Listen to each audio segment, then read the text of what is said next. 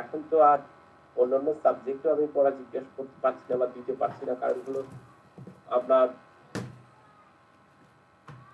এইগুলোই আপনার একটু বেশি বেশি করে দিচ্ছি।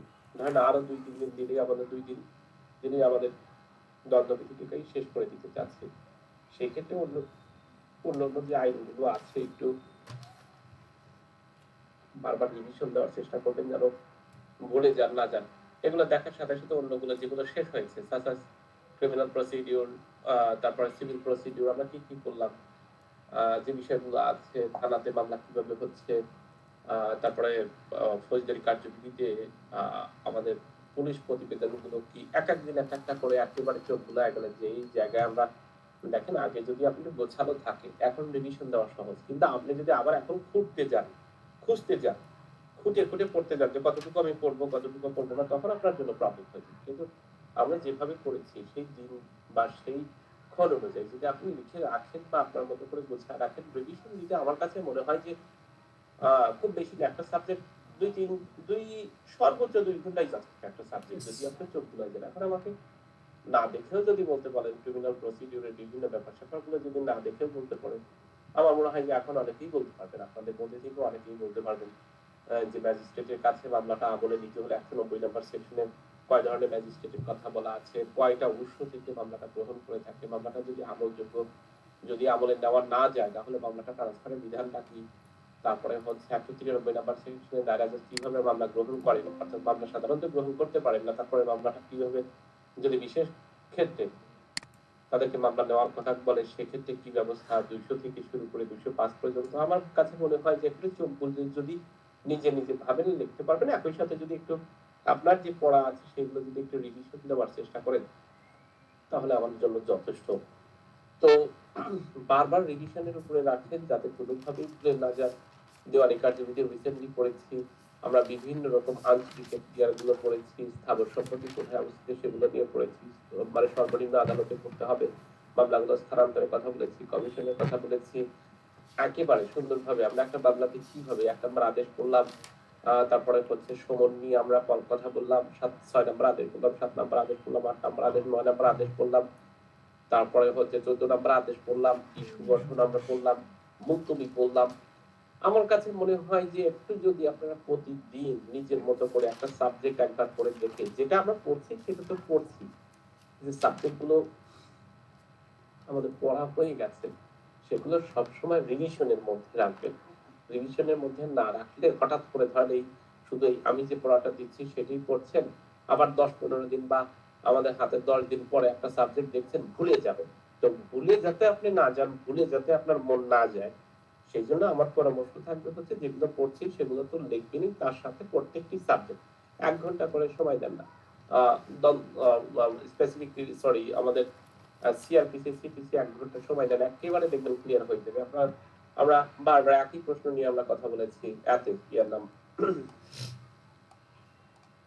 বাংলাদেশ বার কাউন্সিল, কয়টা প্রশ্ন আছে ওখানে, বারবার বলেছি যে আপনি বারবার লেখা পর্যন্ত আমরা ওই প্রশ্নগুলো লেখা পর্যন্ত আছে যে আপনি এই প্রশ্নগুলো বারবার রিভিশন দিতে থাকেন। তো আমার কাছে মনে হয় বাংলাদেশ বার কাউন্সিলে 1 ঘন্টা হলে একেবারে সমস্ত কিছুই করা সম্ভব, যদি আপনার আমরা যেভাবে পড়েছি সেইভাবে যদি আপনি আগের থেকেই পড়ে থাকেন। আর যদি নতুন করে এখন শুরু করতে চান তাহলে তো একটা সাবজেক্ট এইভাবে সম্ভব না।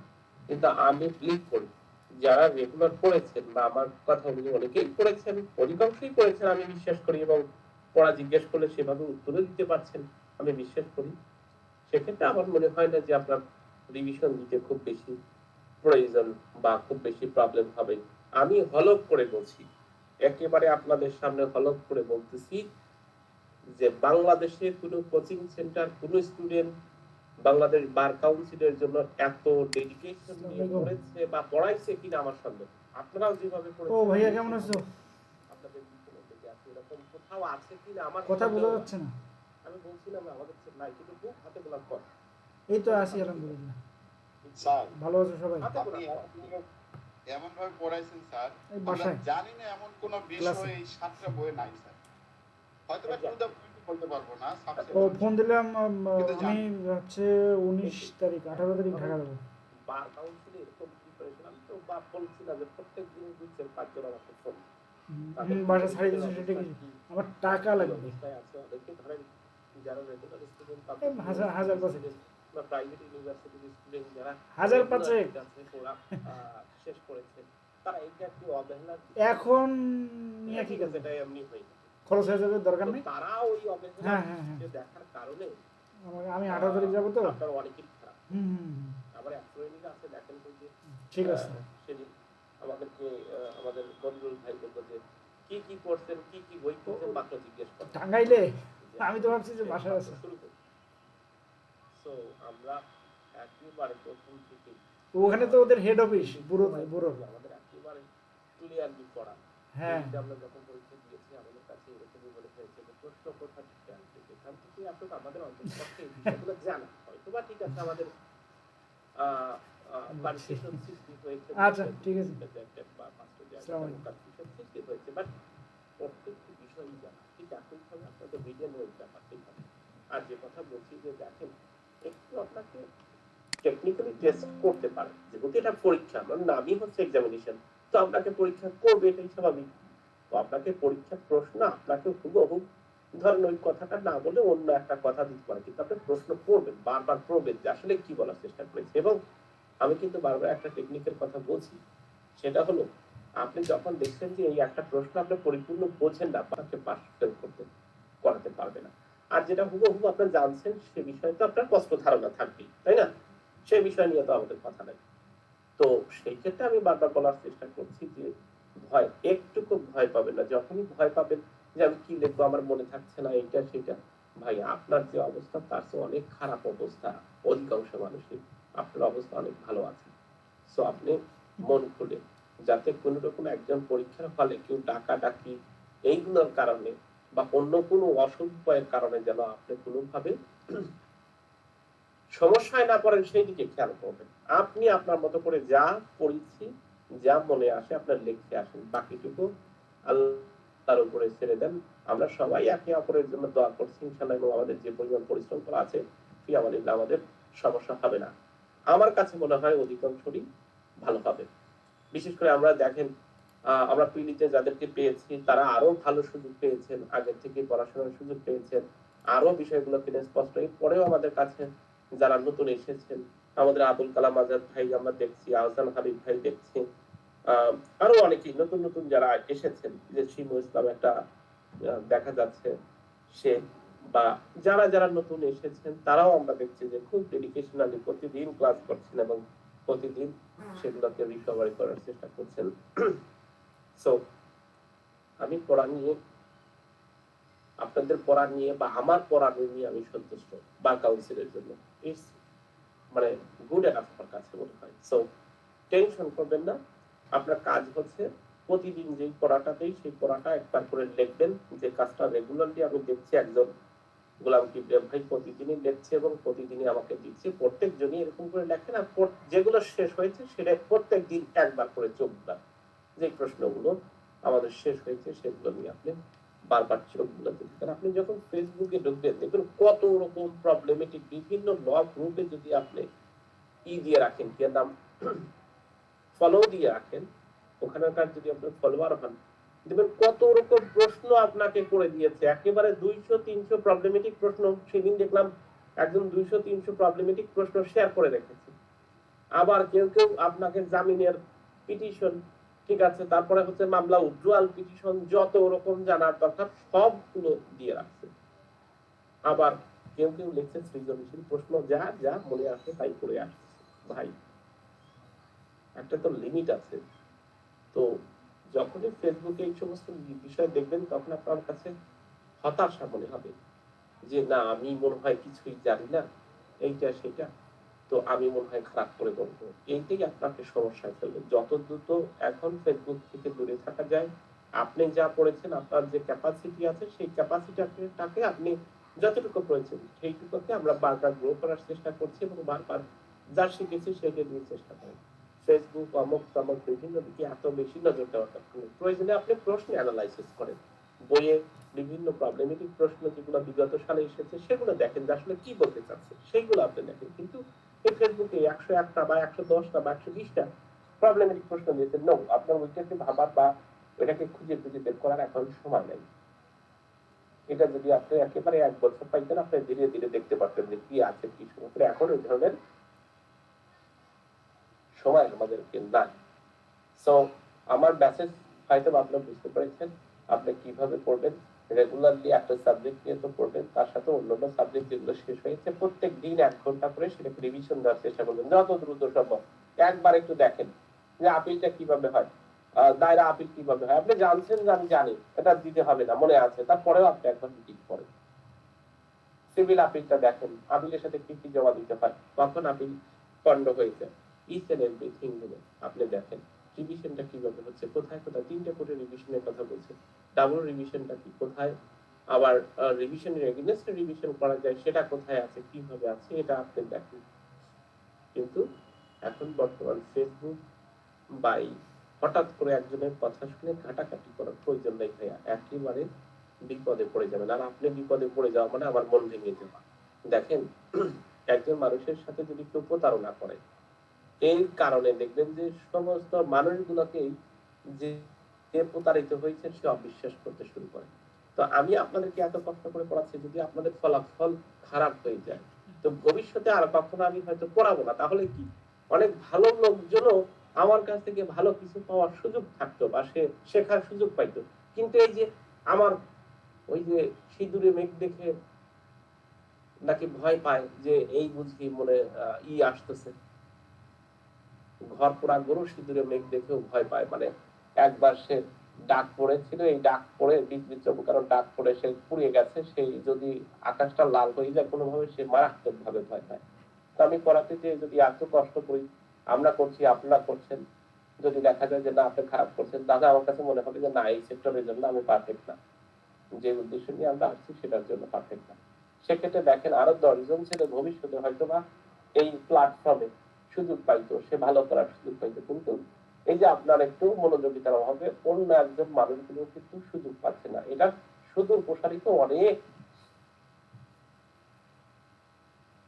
ইফেক্ট আছে।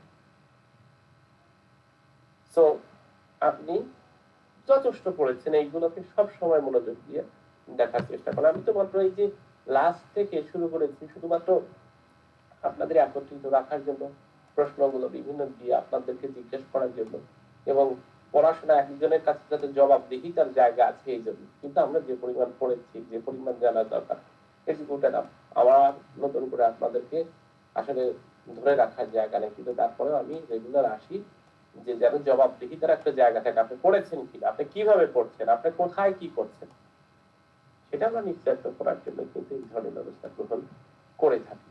যাই হোক, অনেকগুলো কথা হলো, কথার মধ্যে মূল কথা হলো আপনি কখনো অসৎ উপায় গ্রহণ করবেন না। আপনাকে কেউ ডাক দিলে সাড়া দিবেন না। আপনি কলম খাতা নিয়ে শুরু করে দেন, একেবারে ঘর দরজা আটকা দিয়ে কয়েকদিন পড়াশোনা করেন, আপনি যা পড়েছেন সেগুলো রিভিশন দিয়ে দেন। আমার কাছে মনে হয় যে কোনো কিছু দিয়ে আপনি ঠেকবেন না, বি 100% শিওর। একটা স্টুডেন্ট সারা বছর খুব ভালো রেজাল্ট করেছে, এসএসসি এইচএসসি সব কিছুতে, কিন্তু দেখেন যদি একটা ছেলে ওই 3টা মাস প্রিপারেশন না নেয় অ্যাডমিশনের সময়, সে যত ভালো স্টুডেন্টই হোক না কেন, তার কিন্তু অ্যাডমিশন টেস্টে কোয়ালিফাই করা খুব কঠিন হয়ে যায়। একটা স্টুডেন্ট ঢাকা বিশ্ববিদ্যালয়ে পড়েছে, বিভিন্ন বড় বড় ইউনিভার্সিটিতে পড়েছে, অথচ সে বিসিএস এর জন্য ভালো প্রিপারেশন নিতে পারছে না। এতে কি সে বিসিএস ক্যাডার বা অন্য কোনো চাকরিতে কোয়ালিফাইড হচ্ছে না। ঠিক এরকমই আমরা সারা বছর যাই করি না কেন, এখন যদি আপনি প্রিপারেশনটাকে অব্যাহত না রাখেন তাহলে কিন্তু ডিসকোয়ালিফাইড হয়ে যাবে। কোয়ালিফাইড হওয়াটা খুব কঠিন। তো আমাদের এই ধারাবাহিকতায় আমরা যে কথাগুলো বলছি, আমার মনে হয় যে খুব মনোযোগ দিয়ে আপনি শুনেছেন, এবং সেই শোনার মধ্যে দিয়ে আপনি এইভাবেই কাজ করবেন। আমাদের প্রথম একটা প্রশ্ন ছিল আপনার সংগঠনের অভিপ্রায় বা উদ্দেশ্য, দুটি শব্দ একসাথে বলেছিলাম যে অভিপ্রায়, সাধারণ অভিপ্রায় এবং সাধারণ উদ্দেশ্য কাকে বলে, এবং এর এলিমেন্ট গুলো কি, এইভাবে আমরা বলার চেষ্টা করেছিলাম যে কি এলিমেন্ট গুলো কি সেগুলো একটু দেখানোর চেষ্টা করেন। দ্বিতীয় নাম্বার আমরা বলেছিলাম যে আপনি সাধারণ উদ্দেশ্য এবং সাধারণ অবজেক্ট যেগুলো আছে, অর্থাৎ আপনার সাধারণ অভিপ্রায় এবং সাধারণ উদ্দেশ্যের মধ্যে পার্থক্য যেটা আছে সেটা আপনি আলোচনা করেন। একই সাথে কোন অপরাধের কোন কোন অপরাধের ক্ষেত্রে প্রস্তুতি এরাও কঠিন অপরাধ বলে গণ্য হয়, এই ধরনের আমরা প্রশ্ন করেছিলাম। খুব গুরুত্বপূর্ণ প্রশ্ন, বেশ কয়েকটা মিলিত করে প্রশ্ন করে আমাদের এই 3450 নিয়ে প্রশ্ন করে খুব ভালোভাবে, শুরুটাই একজন ভালোভাবে পড়ে। দেখি কি অবস্থা। সাধারণ উদ্দেশ্য এবং সাধারণ অভিপ্রায় বলতে কি বোঝেন? সাধারণ উদ্দেশ্য এবং সাধারণ অভিপ্রায়ের মধ্যে পার্থক্য আলোচনা করুন, বা এর উপাদানগুলো কি আমাকে আগে সেটা বলার চেষ্টা করুন। আর শুধুমাত্র প্রস্তুতি নিলেই, আপনি শুধুমাত্র প্রস্তুতি নিয়েছেন, সংগঠন অপরাধ সরাসরি সংগঠিত হন নাই, শুধুমাত্র প্রস্তুতি নিয়েছেন, এই প্রস্তুতির ফলেই আপনার অপরাধ হিসেবে গণ্য হবে, আলোচনা করুন। এরকম একটা প্রশ্ন ছিল। দেখি কে বলবেন। স্যার আসসালামু আলাইকুম। জি ওয়ালাইকুম আসসালাম। ভাইয়া আমি একটু বলতে চেষ্টা করি স্যার। হ্যাঁ হ্যাঁ অবশ্যই, চেষ্টা না খুব ভালোভাবে বলুন। সাধারণ অভিপ্রায় ও সাধারণ উদ্দেশ্যের মধ্যে বোঝায়, সাধারণ অভিপ্রায় হচ্ছে 37 দ্বারা বলা হয়েছে যখন দুই বা ততোধিক ব্যক্তি তাদের অভিন্ন অভিপ্রায় বাস্তবায়ন করার জন্য কোনো অপরাধমূলক কাজ করে, তখন তাদের প্রত্যেক উক্ত অপরাধমূলক কাজের জন্য সমানভাবে দায়ী হবে, যেন কাজটি সে নিজে একা করেছিল। এটা হচ্ছে 37 দ্বারা অভিন্ন আপনার হচ্ছে সাধারণ অভিপ্রায়ের সংজ্ঞা। আর সাধারণ উদ্দেশ্য কমন অবজেক্ট যেটা, সেটা হচ্ছে বেআইনি সমাবেশের উদ্দেশ্য, বেআইনি সমাবেশের উদ্দেশ্যে আপনার যেটা পরিচিত দণ্ডবিধির 141 দ্বারা 5টি উপাদানকে বেআইনি সমাবেশের হিসাবে গণ্য করা হয়। এই 141 উপাদানগুলো হচ্ছে যখন কোনো ব্যক্তি বল প্রয়োগ করে সরকার বা কোনো সরকারি কর্মকর্তার বিরুদ্ধে আপনার হচ্ছে বিরুদ্ধে বাধা করে আর কি। আর তারপরে 2 নম্বর হচ্ছে আপনার হচ্ছে সরকার বা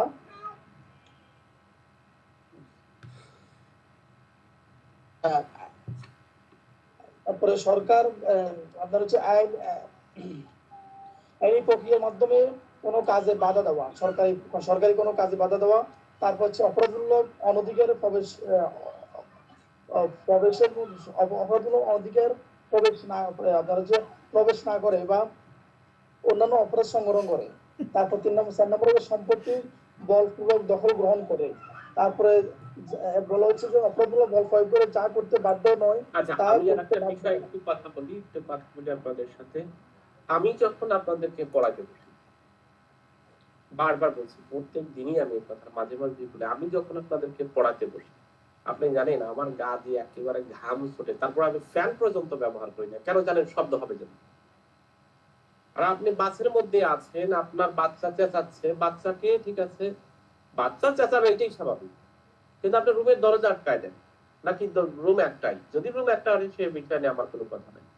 আমি দরজা আটকে দিয়েছি স্যার। হ্যাঁ, যখনই পড়বেন, যখনই পড়ার জন্য কথা বলবেন, তখন আপনি রুম দরজা আটকায় দেন। আমি ফ্যান পর্যন্ত চালাই না, জানেন, শুধুমাত্র শব্দ হয় পর্যন্ত। স্যার আমি চালাতেছি না স্যার। তারপরে স্যার 37 দ্বারা এবং 149 দ্বারার মধ্যে পার্থক্য। 37 দ্বারা হচ্ছে দুই বা ততোধিক ব্যক্তি হতে হবে, আর একই অভিপ্রায় থাকতে হবে এবং অপরাধমূলক কাজটি সংগঠিত হতে হবে। তারপর হচ্ছে পূর্ব পরিকল্পনা থাকতে হবে, আর সক্রিয় অংশগ্রহণ থাকতে হবে 37 দ্বারায়।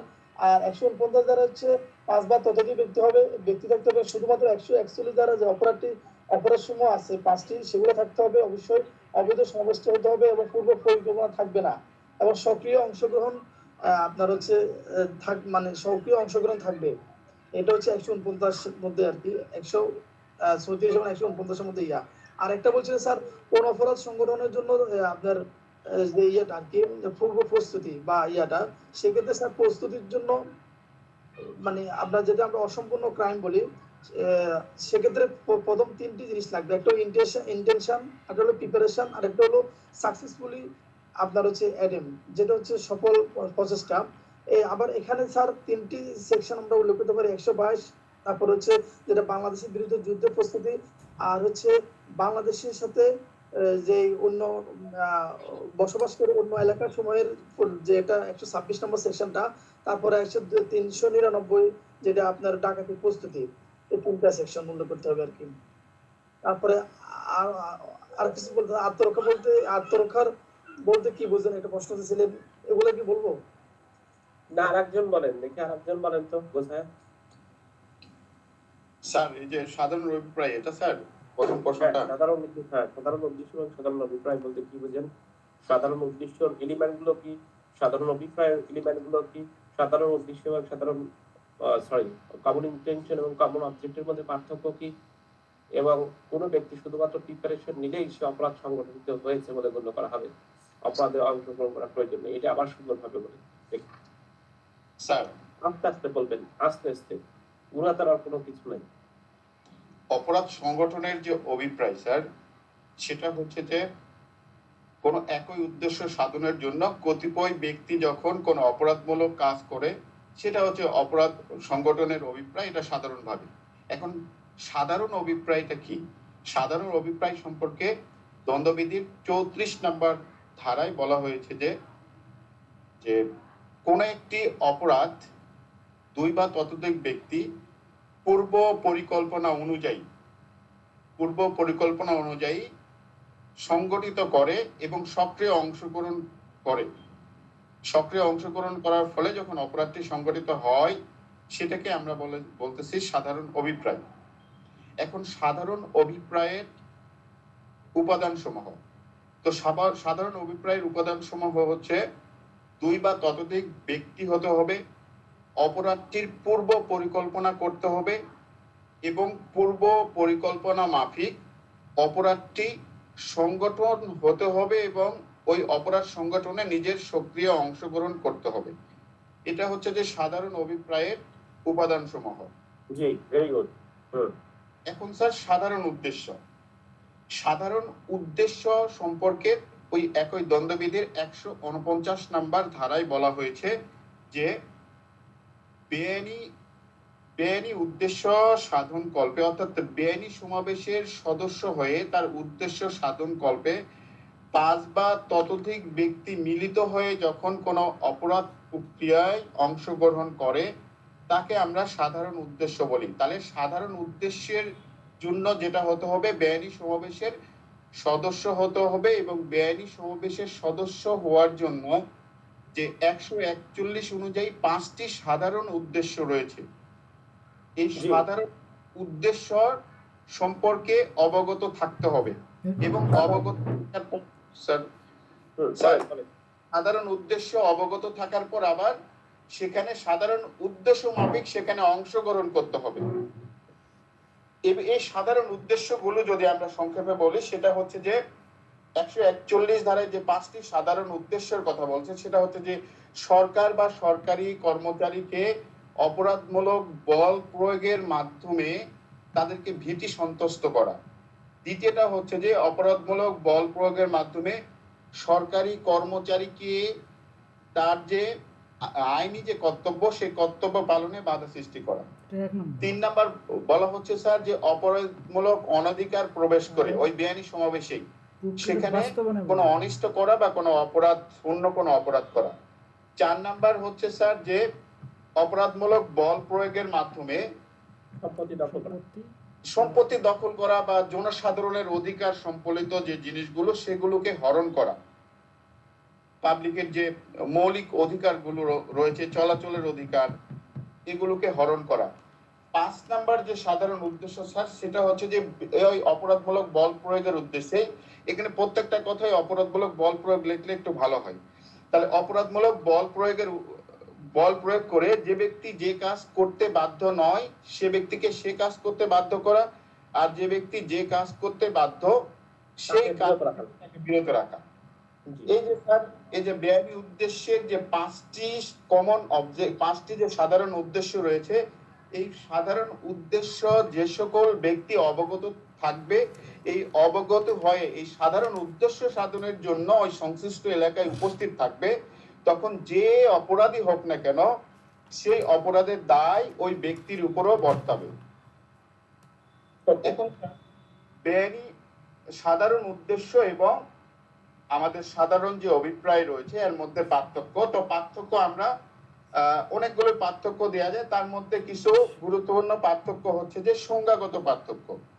তো আমরা আগে উল্লেখ করেছি যে সাধারণ উদ্দেশ্য বলতে আমরা বুঝাই যে বেআইনি উদ্দেশ্য, অর্থাৎ বেআইনি সমাবেশের সদস্য হয়ে 5 বা ততোধিক ব্যক্তি যে অপরাধ প্রক্রিয়ায় অংশগ্রহণ করে, সেটাই হচ্ছে যে সাধারণ উদ্দেশ্য। আর হচ্ছে যে সাধারণ অভিপ্রায় হচ্ছে যে দুই বা ততোধিক ব্যক্তি পূর্ব পরিকল্পনা অনুযায়ী কোনো অপরাধের পরিকল্পনা করে ওই অপরাধে অংশগ্রহণ করে, সেটা হচ্ছে যে সাধারণ অভিপ্রায়। যেটা এখন যদি স্যার ধারাগত পার্থক্য বলি, তাহলে সাধারণ যে উদ্দেশ্য সেটা 149 নাম্বার সেকশনে বলা হয়েছে, আর যদি সাধারণ অভিপ্রায় বলি সেটা হচ্ছে যে দ্বন্দ্ববিধির 34 নাম্বার সেকশনে বলা হয়েছে। এখন অংশগ্রহণের সদস্যগত পার্থক্য যদি আমরা বলি, তাহলে সাধারণ অভিপ্রায়ে সদস্য সংখ্যা লাগে হচ্ছে 2 বা ততোধিক, ন্যূনতম 2 জন এবং ততোধিক যতজন হতে পারে, এবং সাধারণ উদ্দেশ্যের সদস্য সংখ্যা হবে ন্যূনতম 5 জন। শাস্তিগত পার্থক্য আমরা দেখি স্যার যে সাধারণ অভিপ্রায়ে একটি নির্দিষ্ট কোনো শাস্তি নেই, অপরাধের শাস্তি হচ্ছে তার শাস্তি। অপরদিকে সাধারণ উদ্দেশ্য সাধন কল্পে যদি বেআইনি সমাবেশের সদস্য হয়, ওর শাস্তিতে 143 ধারা অনুযায়ী নির্দিষ্ট করা আছে যে 6 মাস। এছাড়াও বেআইনি উদ্দেশ্য সাধন কল্পে যে অপরাধে সম্পৃক্ত হবে সে অপরাধের শাস্তি পাবে। আবার স্যার অংশগ্রহণগত পার্থক্য থাকে যে সাধারণ অভিপ্রায় থেকে অভিপ্রায় থাকতে হবে এবং অবশ্যই অপরাধে সক্রিয় অংশগ্রহণ করতে হবে। আবার সাধারণ উদ্দেশ্যের ক্ষেত্রে কোনো অপরাধে সক্রিয় অংশগ্রহণ না করে শুধুমাত্র বেআইনি সমাবেশের সদস্য হিসাবে ওখানে উপস্থিত থাকাই যথেষ্ট। জি, এভাবে স্যার আরো পার্থক্য অনেকগুলোই দেওয়া যায়।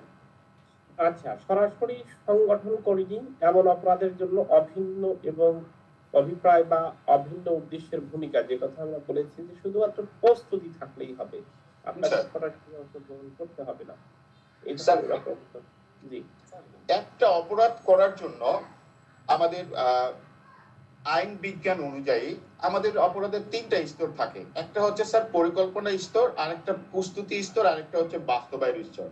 তো আলোচ্য প্রশ্ন এখানে প্রস্তুতি স্তরটা দ্বন্দ্ববিধি অনুযায়ী অপরাধ হবে কিনা, যদি অপরাধ হয়ে থাকে তাহলে কোন কোন সেকশনে সেটি বলা হয়েছে।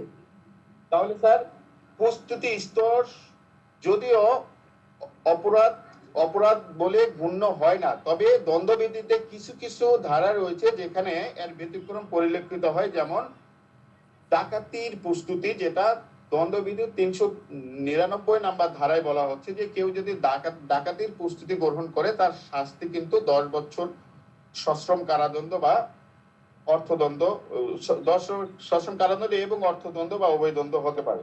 সরি, এরপরে স্যার ধারা 122-এ বলা হচ্ছে যে বাংলাদেশের বিরুদ্ধে কেউ যদি যুদ্ধের প্রস্তুতি করে তাহলে সেক্ষেত্রে এই প্রস্তুতির জন্য তার হচ্ছে শাস্তি লাভ করবে যাবজ্জীবন কারাদণ্ড। এছাড়াও স্যার আরেকটা প্রস্তুতির শাস্তি রয়েছে, যেমন বাংলাদেশের যে প্রতিবেশী রাষ্ট্রগুলো রয়েছে সেই রাষ্ট্রগুলোর যদি সে চুরি বা অন্য প্রকার শান্তি বিনষ্টজনিত কাজের প্রস্তুতি গ্রহণ করে, সেটিও হচ্ছে যে দ্বন্দ্ববিধি অনুযায়ী শাস্তিযোগ্য অপরাধ বলে। আমরা আর একটা প্রশ্নতে যদি আমরা দেখি যে হঠাৎ করে একটা প্রশ্ন আসলো, এই প্রশ্ন মনে হয়ে আমাদের হঠাৎ একটা প্রশ্ন আসলো, বাংলাদেশের অভ্যন্তরীণ বা বাংলাদেশের বাহিরে যদি অপরাধ সংঘটিত হয় সেই বিষয়ে দ্বন্দ্ববিধিতে কোথায় উল্লেখ আছে, এরকম একটা প্রশ্ন আপনাকে যদি হঠাৎ করে বসলো, যে যে কথা আপনি বলছিলেন, এই জন্য আমার এই কথাটা মনে হলো যে বাংলাদেশের অভ্যন্তরে যে সমস্ত অপরাধ সংঘটিত হয় সেটার বিচার কিভাবে হয়, এবং বাংলাদেশের অভ্যন্তরের বাহিরে সংগঠিত অপরাধ কিন্তু বাংলাদেশের অভ্যন্তরের বিচারযোগ্য অপরাধ সমূহের শাস্তি কিভাবে নির্ধারণ করা হয়ে থাকে, এই বিষয় নিয়ে প্রশ্ন হঠাৎ করে আমাদের করতে পারে। দেখেন, আমি ইয়াসিন রাফাত ভাইকে বলছি যে আপনি আসলে প্রশ্ন করেছেন, আমি আপনার কথা বুঝতে পেরেছি, বা বাংলাদেশের বাহিরে যে সমস্ত অপরাধ প্রস্তুতি গ্রহণ করা হয়, আমাদের একটা প্রশ্ন হঠাৎ করে আমার মনে হয়ে গেল যে একটা প্রশ্ন আসতে পারে যে বাংলাদেশের অভ্যন্তরে অপরাধগুলোর শাস্তির সম্পর্কে, অর্থাৎ আমাদের দ্বন্দ্ববিধির 2 নম্বর সেকশনে দেখবেন যে বাংলাদেশের মধ্যে এই বিধানে প্রণীত যত প্রকার ফৌজদারি অপরাধ আছে সেই সমস্ত ফৌজদারির বিচার করা হবে কোথায়, এই দ্বন্দ্ববিধির অধীনে, যেটা আমাদের 2 নম্বর সেকশনে বলেছে। আর বাংলাদেশের বাহিরে যদি কোনো অপরাধ সংঘটিত হয়, বাংলাদেশের আইন বলে বিচারযোগ্য, কিন্তু বাংলাদেশের বাহিরে অপরাধ সংঘটিত হয়েছে বা অন্য কোনো ব্যক্তি এই বিধান অনুযায়ী ওই ব্যক্তিকে আপনি বিচার করতে পারবেন, যে কথা বলছি। এছাড়াও বাংলাদেশের এই যে বাংলাদেশের বাহিরে যদি অপরাধ সংঘটিত করে তার বিচার করার ক্ষেত্রে অবশ্যই বাংলাদেশের বাহিরে বাংলাদেশের একটা জায়গাতে বা বাংলাদেশের নাগরিক হইতে পারে, বাংলাদেশের নাগরিক হইতে হবে এবং বাংলাদেশের রেজিস্ট্রিকৃত বা নিবন্ধনকৃত জাহাজে যদি অপরাধ সংঘটিত হয় সেক্ষেত্রে আপনি কি করতে পারবেন, বাংলাদেশের আইনে বিচার করতে পারবেন। অথবা বিদেশি কোনো নাগরিক বাংলাদেশে অপরাধ সংঘটিত করলেও সেই অপরাধের জন্য আপনি বিচার করতে পারবেন। যদিও আপনাদের প্রশ্ন এটা দেয়নি, তারপরে আমার হঠাৎ করে মনে হলো যে বাংলাদেশের অভ্যন্তরে বা বাংলাদেশের বাহিরে কোন কোন সেকশনে 2 নম্বর সেকশন, 3 নম্বর সেকশন এবং 4 নম্বর সেকশন আমাদেরকে ব্যাখ্যা করতে হয়। এই ধরনের প্রশ্ন আমাদেরকে বিভিন্ন সময় পড়ে। সো আপনি যেভাবে পড়ছেন সেটা যেন গোছানো হয়, সেই কথা যেন বোঝানো যায়, সেই দিকে আপনারা একটু খেয়াল রাখবেন। দ্বিতীয় প্রশ্ন হচ্ছে প্রাইভেট ডিফেন্স।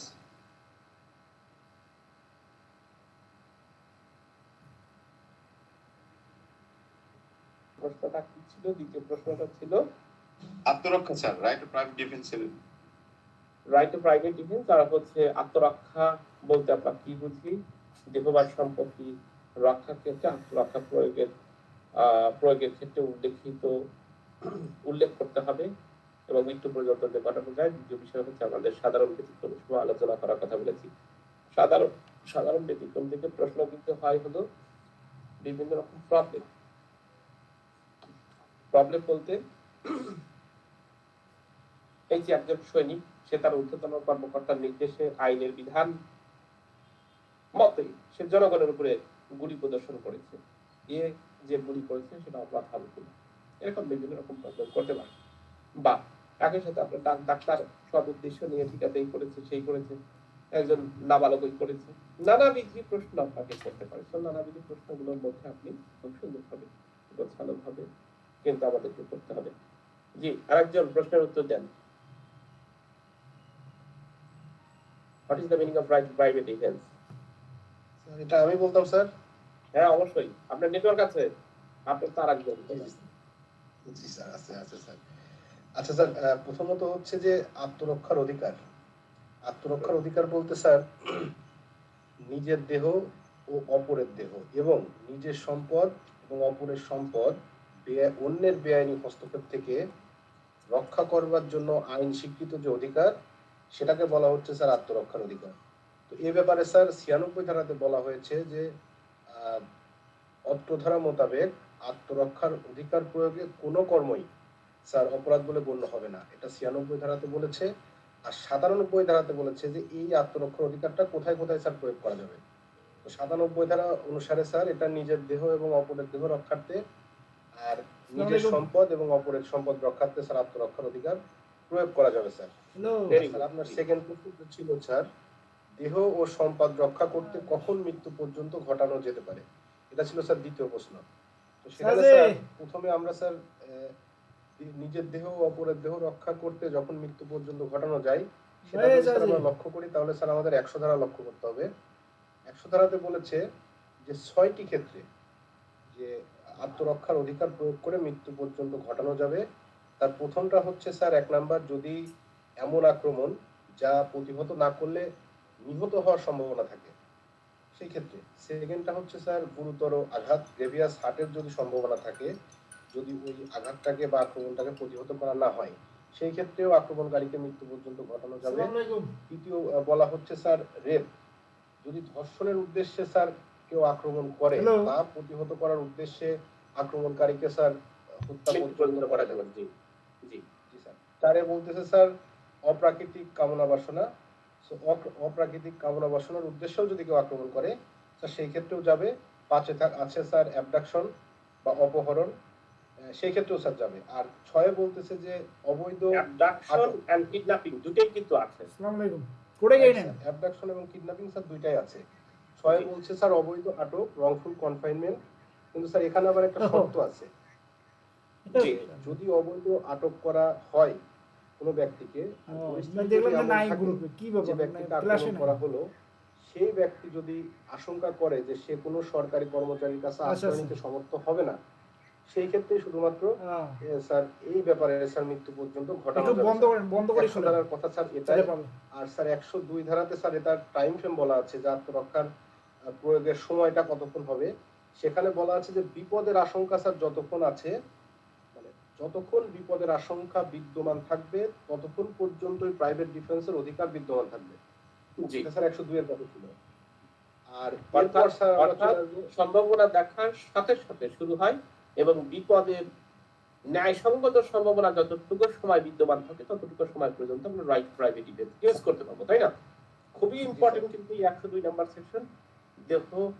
দেহের ব্যক্তিগত আত্মরক্ষার অধিকার আরম্ভ বা স্থিতিকাল কত, এরকম কিন্তু প্রশ্ন আপনাকে করতে পারে।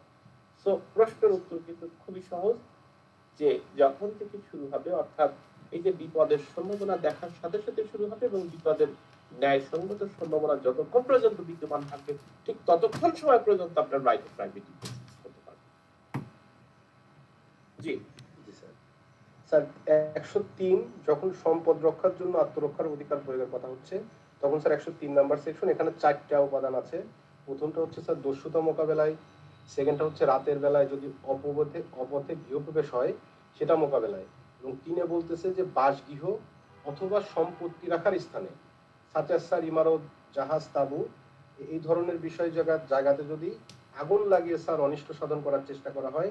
আর 4 নম্বরে আছে স্যার চুরি, অনধিকার প্রবেশকালে যদি অপরাধী কর্তৃক মৃত্যু বা গুরুতর আঘাত ঘটার সম্ভাবনা থাকে, সেই ক্ষেত্রে স্যার সম্পদ রক্ষার্থে 103 অনুযায়ী স্যার তাদেরকে মৃত্যু পর্যন্ত ঘটানো যাবে।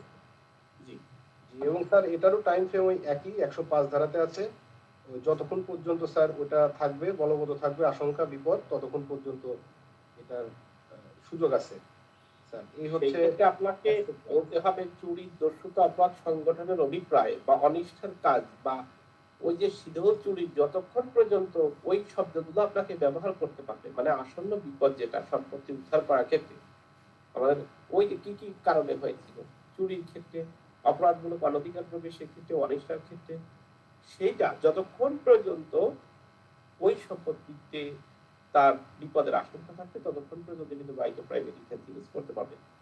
আমি কেন বলছি এই 105 এবং 102, যদি 100 নাম্বার সেকশন 103 নাম্বার সেকশন আসে, মনে রাখেন এই 102 এবং 105 আর নেই। স্যার ব্যতিক্রমগুলো স্যার একটু বলে ফেলি স্যার।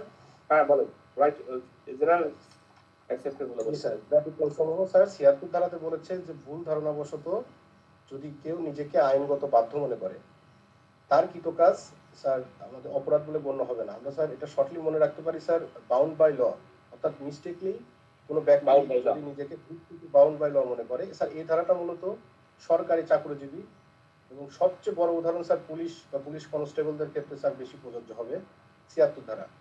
মানে ল এনফোর্সমেন্ট, এক কথায় যদি বলেন ল এনফোর্সমেন্ট এজেন্সির ক্ষেত্রে, সৈনিকের ক্ষেত্রেও হয়, আর্মিদের ক্ষেত্রেও হইতে পারে, এক কথা ল এনফোর্সমেন্ট এজেন্সি।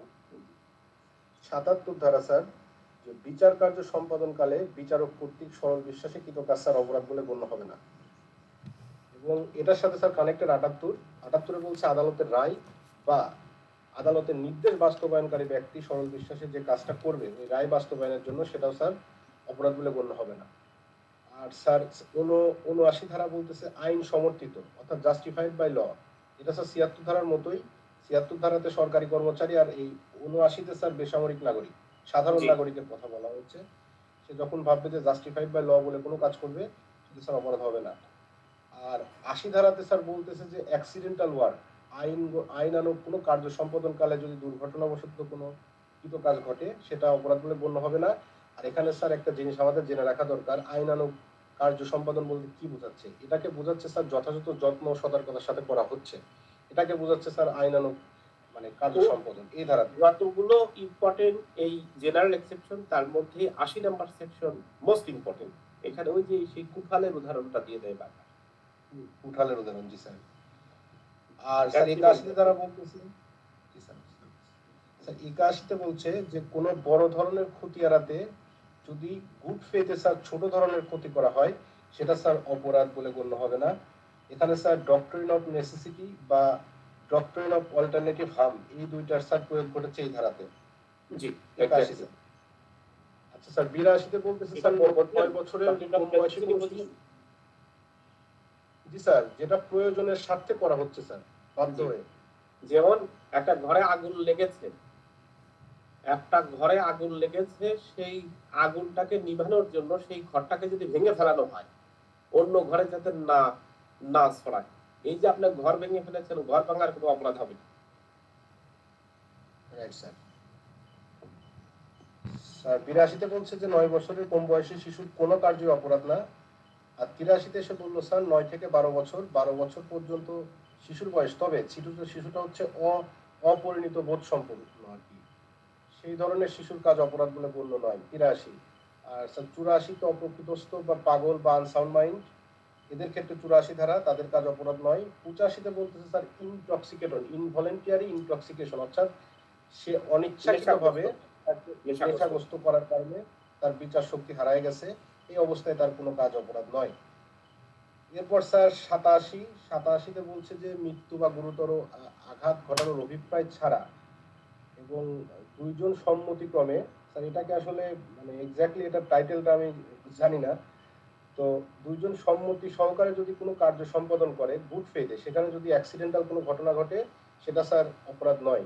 87 যেমন আপনি যেমন হচ্ছে এটার উদাহরণ হচ্ছে দুইজন ব্যক্তি ফুটবল খেলতে গেছে, এখন ফুটবল খেলতে হঠাৎ করে ছেলে মানুষটা ফুটবল খেলতে হঠাৎ করে যে ওই যে পুরুষের অন্ডকোষে লেগে গেছে বুড়ি লাথি,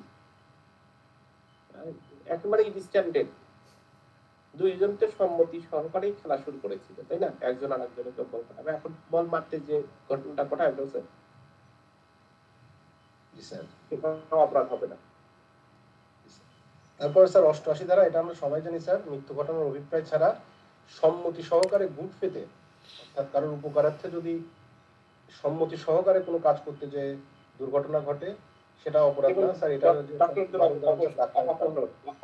যখন মানে অপারেশন করেন ডাক্তাররা, আপনি গেছেন ডাক্তারের কাছে, যে আপনি ডাক্তারের কাছে গেছেন অপারেশনের জন্য, ভালো করতে যে সে অপারেশন করেছে খারাপ হয়ে গেছে, মৃত্যু ঘটেছে, কিন্তু সেক্ষেত্রে সে অপরাধী হবে না। এই 88 থেকে প্রশ্ন করে। জি স্যার, 88 এবং স্যার 92টা কানেক্টেড স্যার, একটা সম্মতি সহকারে আর একটা সম্মতি ব্যতীত। জি স্যার 92 ধারে তো ওটা বলা আছে সম্মতি ব্যতীত, তবে তার অথবা তার অভিভাবকের থেকে সম্মতি নেওয়ার কোনো সুযোগ ছিল না। যেমন একজন রাস্তায় অ্যাক্সিডেন্ট হয়ে হঠাৎ করে বাইক অ্যাক্সিডেন্টে সে অজ্ঞান হয়ে গেছে, তাকে হসপিটালে নেওয়া দরকার, এই সব ক্ষেত্রে স্যার 92 ধারাটা স্যার প্রযোজ্য হচ্ছে। আর স্যার 89 ধারাতে বলেছে যে 12 বছরের কম বয়স্ক কোনো শিশু অথবা অপ্রকৃতস্থ কোনো ব্যক্তি, তার যদি লিগ্যাল গার্ডিয়ানের অনুমতি প্রয়োজন হয় কোনো কাজের জন্য, সেই ক্ষেত্রে সে যদি কোনো মানে অনুমতি দিয়ে থাকে এবং এতে যদি কোনো অ্যাক্সিডেন্টাল মানে দুর্ঘটনা ঘটে, সেই লিগ্যাল গার্ডিয়ানের অনুমতি থাকা সত্ত্বেও তিনি অপরাধের জন্য দোষী সাব্যস্ত হবেন না স্যার। 89 ধারা। জি। আর স্যার 90 ধারাতে বলছে যে কোন ধরনের সম্মতি আদায় আইনগত বৈধ নয়। সেখানে 4টা কথা স্যার বলেছিল, যে একটা হচ্ছে ক্ষতির ভয় দেখিয়ে যদি কোনো সম্মতি নেওয়া হয়, পাগল বা প্রকৃতস্থ ব্যক্তির সম্মতি নেওয়া হয়, 12 বছরের কম বয়স্ক কোনো ব্যক্তির সম্মতি নেওয়া হয়, এবং ভুল তথ্য বা ভ্রান্ত তথ্যের মাধ্যমে যদি কোনো সম্মতি নেওয়া হয়, এই ধরনের সম্পত্তি স্যার আইনগতভাবে মানে বৈধ নয়। জি এক্স্যাক্টলি। এই প্রশ্নটা গত 3 বছর যাবত মানে হটকেক থাকে, কিন্তু আসে নাই। গত 3 বছর যাবত 3টা পরীক্ষায় প্রত্যেক বছরই মনে হয় যে এই প্রশ্নটা এসে যাচ্ছে, এই প্রাইভেট ডিফেন্স আর জেনারেল এক্সেপশন, কিন্তু গত 3 বছর যাবত প্রশ্নটা আসে নাই। প্রশ্নটা কিন্তু গতকালকে বলেছি, আজকে বলছি, প্রশ্নটা কিন্তু আসার সম্ভাবনা খুবই বেশি। 90 ধারা স্যার, এই সব প্রাইভেট ডিফেন্স এবং জেনারেল এক্সেপশন গুলো। এরপর স্যার 91টা স্যার এখানে বলেছে যে কারোর উপকারার্থে এমন কোনো কাজ করা যাবে না সেটা স্বয়ং অপরাধ হয়। এর সবচাইতে সুইটেবল উদাহরণ স্যার, কোনো মহিলার জীবন বাঁচানোর জন্যও যদি মিসক্যারেজ করা হয় সেটাও স্যার একটা অপরাধ হয়ে যাচ্ছে। এটা স্যার 91তে বললো আর কি। আর স্যার 92 তো স্যার আগেই বললাম একটু আগে। এরপর স্যার 93 ধারা, 93তে বলতেছে যে sir communication in good faith, অর্থাৎ বিশ্বাসে যদি কোনো যোগাযোগ বা তথ্য আদান প্রদান করা হয়, সেই ক্ষেত্রে যদি কোনো ওই তথ্যের জন্য যদি কোনো দুর্ঘটনা ঘটে বা কেউ মারাও যায়, তাও যিনি তথ্য দিলেন এটা কি হবে না, কোনো অপরাধ হবে না স্যার। ওকে। আর স্যার 94 ধারা বলতেছে যে স্যার, হ্যাঁ বলেন। চুরানব্বই ধারাতে বলতেছে মানে জোর করে ভয় প্রদর্শন করে যদি বাধ্য করে কাউকে কোনো কাজ করা হয় সেটা অপরাধ বলে গণ্য হবে না। তবে এখানে একটা কন্ডিশন আছে, যদি সেটা খুন বা রাষ্ট্রবিরোধী অপরাধ যেটা শাস্তি মৃত্যুদণ্ড, এই ধরনের অপরাধ যদি জোরপূর্বক করানো হয় সেই ক্ষেত্রে 94 ধারা সেখানে প্রযোজ্য নয়। আর স্যার 95 ধারা সামান্য ক্ষতিকর কার্য, এটা আইনের দৃষ্টিতে কোনোই না স্যার অপরাধ। জগবন্ধু দা, এই ছিল স্যার সাধারণ তালিকা। জগবন্ধু দা, অ্যাবেটমেন্ট বলতে কি জি স্যার, কি জি স্যার। অ্যাবেটর কি?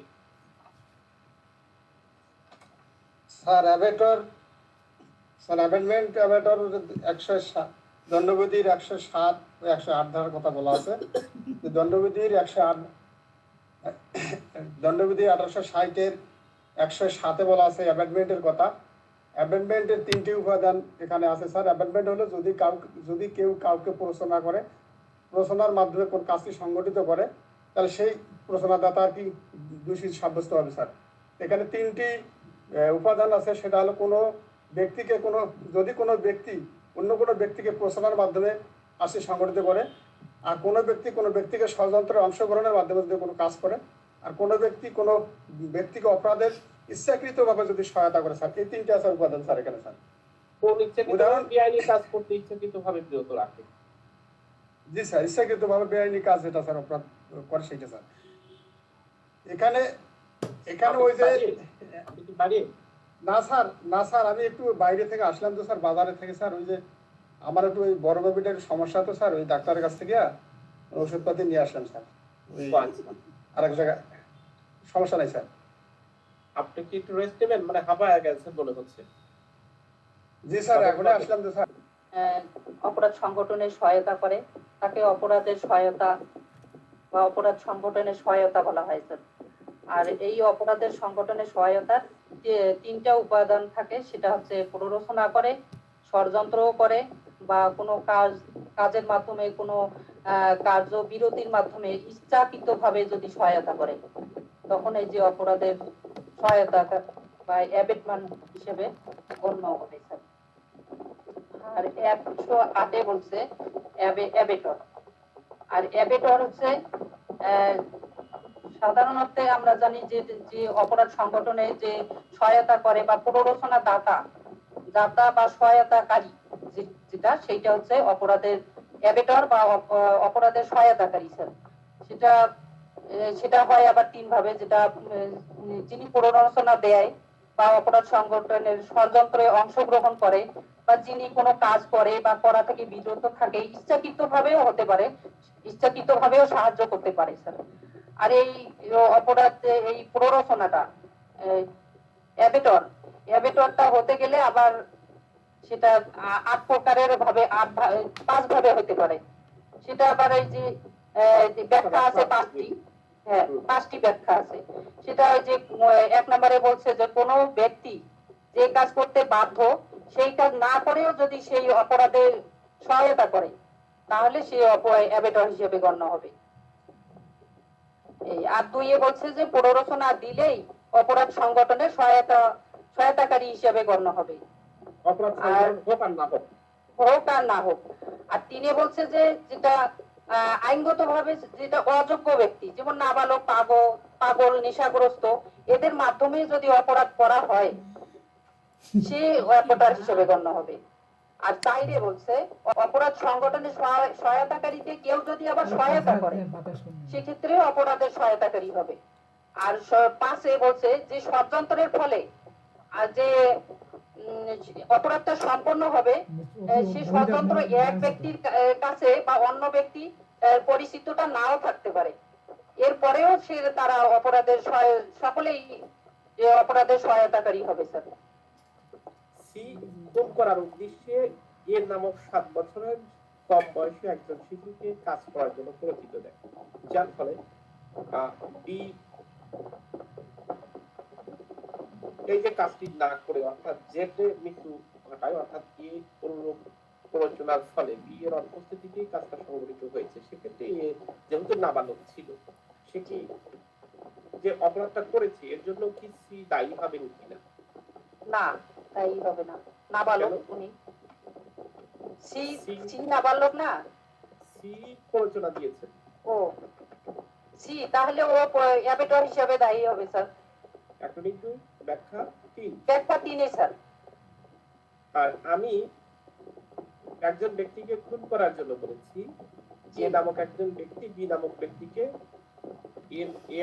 এ নামক ব্যক্তি বি কে বলেছে সি কে হত্যা করার জন্য, কিন্তু সে হত্যা করার জন্য চেষ্টা করেছিল, মানে ছুরি দিয়ে আঘাত করেছিল, কিন্তু সে মৃত্যুবরণ করেনি, গ্রেভিয়াস হার্ট হয়েছিল। সে কি তারপরেও স্যার অ্যাবেটর হিসেবে দায়ী হবে, অপরাধ সংগঠিত হোক আর না হোক স্যার, না হলেও সে অ্যাবেটর হিসেবে দায়ী হবে। প্ররোচনা দিলেই স্যার 2 নাম্বার স্যার, 2 নাম্বার ব্যাখ্যা। শাস্তি কোথায় বলা আছে, কোন ধরনের শাস্তি হয়? স্যার অ্যাবেটরের শাস্তি স্যার ওই যে 100 কত 15 থেকে 20 স্যার, 109 থেকে 120 পর্যন্ত স্যার। কি কি আছে কয়টা বলতে পারবেন দেখি কিভাবে? 11তে কি বলা আছে, 10 কি বলা আছে? 11তে যদি আমি যে কাজটা সহায়তা করার জন্য একটা প্রশ্ন, গুরুত্বপূর্ণ প্রশ্ন ছিল, আমি কিছু প্রশ্ন করি, আপনি উত্তর দিলেই আমি প্রশ্নের উত্তর বুঝতে পারবো। সহায়তাকৃত কাজ থেকে যদি ভিন্ন কাজ সম্পাদিত হয়, সেক্ষেত্রে সহায়তাকারীর দায়িত্ব কি হয়? হ্যাঁ, আমি কোন বলতে বলেছি কোন, কিন্তু সে যে খুন না করে ধর্ষণ করেছে। জি স্যার। আমি স্যার এটা 110 এ স্যার, 100 সহায়তাকৃত ও ভিন্ন কার্য স্যার 111 স্যার, ভিন্ন কার্য ক্ষেত্রে শাস্তি, যে চুরি করতে যে স্যার, না আগুন দিতে যে স্যার চুরি করছে স্যার। তো সেক্ষেত্রে আমি প্ররোচনা দানকারী শাস্তি কি হবে, বা আমি প্ররোচনা দানকারী হিসেবে যে ভিন্ন অপরাধ সংঘটিত হয়েছে, সেক্ষেত্রে আমি কিভাবে দায়ী হব? স্যার অ্যাবেটর হিসেবে দায়ী হবে, আর যে চুরি করছে স্যার সে চুরির অপরাধী হবে আমি স্যার। কোন অ্যাবেটর হিসেবে চুরি করার অ্যাবেটর হব, নাকি যে যে কথা স্যার বললেন অ্যাবেটর সহায়তার স্যার, আগুন দেওয়ার স্যার, ঘর পোড়ানোর যায় ঘর পোড়ানো। আমি আপনাকে মনে হয় বুঝাতে পারছি না যে কোন অ্যাবেটর কি কোন একটা অপরাধ করার জন্য ষড়যন্ত্র করবে, তাই না? জি স্যার, ষড়যন্ত্রকারী। হ্যাঁ, কোন ধরনের অপরাধের জন্য আমি দায়ী হব, ঘর পোড়ানোর জন্য না চুরির জন্য? ঘর পোড়ানোর জন্য স্যার।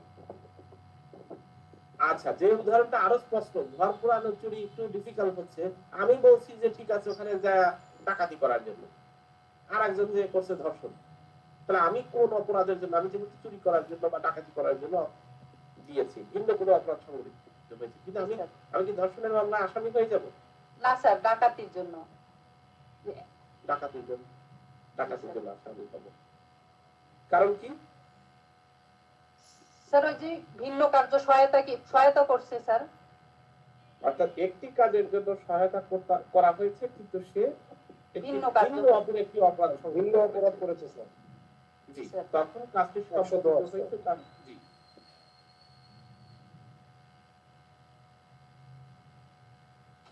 যদি প্রশ্নটা এরকম করে যে অপরাধ সহায়তার জন্য নির্ধারিত শাস্তি নেই, জি স্যার, তাহলে শাস্তির বিধান কোথায় উল্লেখ আছে? এরকম যদি বলে যে কোন অপরাধের জন্য, ধরেন আমি চুরির জন্য বলেছি, এর জন্য তো নির্ধারিত শাস্তি নাই। যে আমি যদি যে কথা বলছি যে আমি যদি কাউকে অপরাধ করার জন্য ষড়যন্ত্র করি, তাহলে কি সেটার জন্য শাস্তি আছে, নাকি কোনো অপরাধ সংঘটিত হলে সেটার জন্য শাস্তি আছে? সেটা স্যার 109 ধারা অনুযায়ী যদি বিধান থাকে তাহলে হবে, যদি না থাকে তাহলে যে অপরাধটা করছে সেই অপরাধের মূল দণ্ডে দণ্ডিত হবে, মূল অপরাধের জন্য নির্ধারিত দণ্ডে দণ্ডিত হবে। অপরাধমূলক ষড়যন্ত্র এবং এই যে অ্যাবেটমেন্ট, এইটার মধ্যে পার্থক্য কি? দুটেই তো দেখতেছি যে অপসহায়তা করছে। এই যে অপরাধমূলক ষড়যন্ত্র বা অ্যাবেটমেন্টের মধ্যে পার্থক্য কি? মানে ক্রিমিনাল পলিসি এবং অ্যাবেটমেন্টের মধ্যে পার্থক্য কি? অ্যাবেটমেন্ট হচ্ছে স্যার ওর মাধ্যমে, যার মাধ্যমে করানো হয় স্যার অ্যাবেটমেন্ট। আর অ্যাবেটর স্যার ও শুধু প্ররোচনায় দিয়ে যাবে স্যার। আমি বুঝি যাই, একটু পার্থক্যটা বলতে পারবেন? মানে কি বোঝাতে চাচ্ছেন যে এই যে অপরাধমূলক ষড়যন্ত্র, যেটা আমরা বলতেছি যে ক্রিমিনাল কনস্পিরেসি, এবং what is the difference between criminal conspiracy and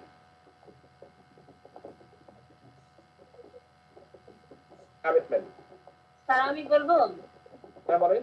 কি স্যার অ্যাবেটমেন্ট হচ্ছে 107 ধারা অনুযায়ী মানে প্ররোচনায় সহায়তা করা, আর অ্যাবেটমেন্ট হচ্ছে 108 ধারার মধ্যে প্ররোচনাকারী যিনি প্ররোচনা দেয় সেই প্ররোচনাকারী 108 ধারার মধ্যে।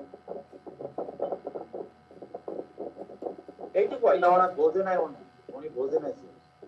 এইটুকু অনুযায়ী কইলেন প্রশ্ন তো স্যার ওইটা করে নাই, প্রশ্ন বলছে 107 ধারা এবং 120-এর ক। 120-এর ক। পার্থক্য কি? স্যার অ্যাবেটমেন্টটা হচ্ছে প্ররোচিত ব্যক্তি, আর যিনি প্ররোচনা দেয় স্যার সেইটাই তো অ্যাবেটর স্যার। না স্যার, যে সোয়েব আহমেদ কি বলতে চাচ্ছেন দেখুন। অ্যাবেটমেন্ট মানে আর অপরাধমূলক ষড়যন্ত্রের পার্থক্য। কিসের ক অপরাধমূলক ষড়যন্ত্র? ক্রিমিনাল কনস্পিরেসি ও ভার্সেস আচ্ছা, ষড়যন্ত্র 120 স্যার। পার্থক্য কি? কিভাবে আমি আইডেন্টিফাই করব? দুইটাই তো ষড়যন্ত্র, তাই না? জি স্যার। তো কি পার্থক্য করবো আমি কি বুঝবো যে এইটার সাথে ওইটার কি পার্থক্য আছে? কে বলতে পারবেন? কে বলেন তো? এই আমিনুল ভাই বলেন। আমিনুল ভাই কথা শুনতে পারেন না কেন? স্যার দুই বা ততোধিক ব্যক্তি স্যার বৈধ কাজ অবৈধ ভাবে করবে বা অবৈধ কাজ বৈধভাবে করবে স্যার, সেক্ষেত্রে অপরাধমূলক ষড়যন্ত্র হবে স্যার। আচ্ছা, অবৈধ নয় এমন কাজ বৈধ উপায় করবে, বৈধ উপায়ে করবে, আর বৈধ কাজটা অবৈধ ভাবে করবে স্যার। সে কি সরাসরি প্রেজেন্ট থাকবে? না স্যার, আমি একটু চেষ্টা করতে যাচ্ছিলাম স্যার। হ্যাঁ বলেন। প্ররোচনা আর অপরাধমূলক ষড়যন্ত্র এটার মূল সংজ্ঞাটা আমরা যদি দেখি তাহলে আমরা পার্থক্যটা বুঝতে পারবো। এখানে প্ররোচনার সংজ্ঞা দেওয়া হচ্ছে 107, যেখানে যখন কোনো ব্যক্তি কোনো অপরাধ সংগঠনের সহায়তা করে এবং বা হচ্ছে মানে মানে সহায়তা করলে তাকে প্ররোচনামূলক কাজ বলে। আর অপরদিকে বলতে 120-এর ক ধারায় দুই বা ততোধিক ব্যক্তি যখন একত্রিত হয়ে কোনো একটা মানে অপরাধ সংগঠনের জন্য মানে মানে অপরাধ সংগঠনের জন্য ইন্টেনশনাল মানে মানে এটাকে বাংলা বলতে স্যার, মানে আমি আরেকবার বলি, দুই বা ততোধিক ব্যক্তি যখন কোনো অপরাধের জন্য একত্রিত হয় তখন তাদের অবৈধ অভিপ্রায় যথেষ্ট। এই ক্ষেত্রে শুধু প্রমাণ করতে হবে যে মানে যে ক্ষেত্রে আসামি নিজে অপরাধে মানে সংযুক্ত হয়ে অপরাধটি সংগঠিত করতেছে, মানে দুইজন ব্যক্তি একত্রিত হয়ে একটা অপরাধ সংগঠনের উদ্দেশ্য গ্রহণ করতেছে বা প্রস্তুতি গ্রহণ করতেছে, সেটা হচ্ছে অপরাধমূলক ষড়যন্ত্র। আর এখানে 107-এ বলছে যে উনি নিজে অপরাধ করতেছে না, কিন্তু অপরাধের জন্য প্ররোচিত করতেছে। এই দুইটা হচ্ছে অপরাধমূলক ষড়যন্ত্র এবং অপরাধের প্ররোচনার মধ্যে মূল পার্থক্য। এছাড়া আরেকটা পার্থক্য হচ্ছে স্যার, মানে ওই 107-এর উপাদান হচ্ছে তিনটা। একটা হচ্ছে প্ররোচনার মাধ্যমে করা, একটা হচ্ছে ষড়যন্ত্রের মাধ্যমে অংশ নেওয়া, আর হচ্ছে ইচ্ছাকৃতভাবে বা সাহায্য করে কার্য করা বা কার্য থেকে বিরত থাকা। আর এদিকে 120-এর ক এর উপাদান হচ্ছে তার এখানেও তিনটা, কিন্তু এখানে বিষয়টা হচ্ছে দুই বা ততোধিক ব্যক্তি থাকতে হবে, অপরাধী সংগঠনের জন্য সম্মতি থাকতে হবে, আর হচ্ছে এগ্রিমেন্টের মধ্যে থাকতে হবে যে কাজটা বৈধ কাজ অবৈধ উপায় করবে অথবা কোনো অবৈধ একটা কাজ করার জন্য তারা একত্রিত হবে স্যার। আর অপরাধমূলক ষড়যন্ত্রের শাস্তি হচ্ছে স্যার মৃত্যুদণ্ড, যাবতীয় কারাদণ্ড বা 2 বছর বা তার ঊর্ধ্বে যে কোনো সশ্রম বা বিনাশ্রম কারাদণ্ড, সাথে হচ্ছে অর্থদণ্ড। আর এখানে হচ্ছে প্ররোচনার শাস্তি বলা হচ্ছে স্যার 109, যে ক্ষেত্রে অপরাধী সহায়তা করার জন্য শাস্তি নির্ধারিত, সেখানে মানে যে শাস্তি নির্ধারিত সেটাই পাবে। আর যদি কোনো জায়গায় অপরাধী সহায়তার শাস্তি নির্ধারিত না থাকে, তবে যেই অপরাধে সংগঠিত করার জন্য তিনি প্ররোচনা দান করেছেন, সেই প্ররোচনার মানে যেই অপরাধ সংগঠনের প্ররোচনা করেছেন ওই অপরাধের যে শাস্তি, সেই শাস্তিটাই তাকে দেওয়া হবে স্যার। মারামারি কি? মারামারির এলিমেন্ট কি? স্যার মারামারি হচ্ছে স্যার, মারামারির সংজ্ঞা হচ্ছে, মারামারির ইংরেজি হচ্ছে স্যার অ্যাফ্রে। সংজ্ঞা হচ্ছে দুই বা ততোধিক ব্যক্তি যদি মানে দুই বা ততোধিক ব্যক্তি যদি প্রকাশ্য স্থানে মানে একে অপরের সাথে সংঘর্ষে লিপ্ত হয় স্যার, সেটাই হচ্ছে মারামারি স্যার। হয় না, দুইটা কাজ করবে, প্রকাশ্য ঝগড়া করবে এবং গণশান্তি ভঙ্গ করবে। গণশান্তি ভঙ্গ না করলে সেটা কখনো মারামারি হয় না। সরি স্যার, এটা হচ্ছে 100 দণ্ডবিধির 159 ধারায় বলা আছে এবং দণ্ডবিধি 160 ধারায় বলা আছে মারামারির শাস্তি সম্পর্কে, যেখানে বলছে দুই বা ততোধিক ব্যক্তি যদি প্রকাশ্য স্থানে ঝগড়া করে তাহলে তারা 1 মাসের সশ্রম অথবা বিনাশ্রম কারাদণ্ডে দণ্ডিত হবে, অথবা 100 টাকা পর্যন্ত অর্থদণ্ড অথবা উভয় দণ্ডে দণ্ডিত হবে। দাঙ্গা কি? দাঙ্গা হচ্ছে স্যার দণ্ডবিধির 146 দ্বারা হচ্ছে দাঙ্গার সংজ্ঞা দেওয়া হয়েছে। যদি কোনো বেআইনি সমাবেশের সদস্যগণ উক্ত সমাবেশের সাধারণ উদ্দেশ্য বাস্তবায়নের লক্ষ্যে উগ্রতা বা হিংস্রতা প্রকাশ করে, তখন বেআইনি সমাবেশে অংশগ্রহণের প্রত্যেকে দাঙ্গার অপরাধে দোষী সাব্যস্ত হবে। এবং 147-এ বলা আছে এটা শাস্তি সম্পর্কে, যেখানে বলা আছে যে দাঙ্গার অপরাধে ব্যক্তি 2 বছর পর্যন্ত সবসময় বিরোধশ্রম কারাদণ্ডে দণ্ডিত হবে, অর্থদণ্ডে দণ্ডিত হবে অথবা উভয় দণ্ডে দণ্ডিত হবে।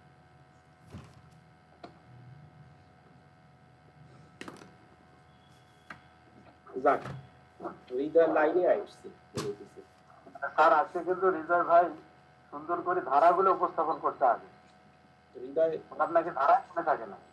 হৃদয় হচ্ছে ধনাঢ্য ব্যক্তির ছেলে, ওকে নিয়ে আমি খুব টেনশনে থাকি।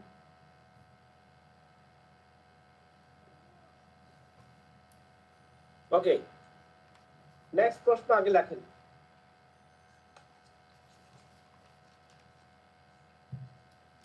ওর বাবার একমাত্র ছেলে, যার দুইটা বাড়ি আছে 5 তালা করে, এত ধনী মানুষের ছেলে যে পড়ালেখা করে, এই তো টেনশনে থাকি।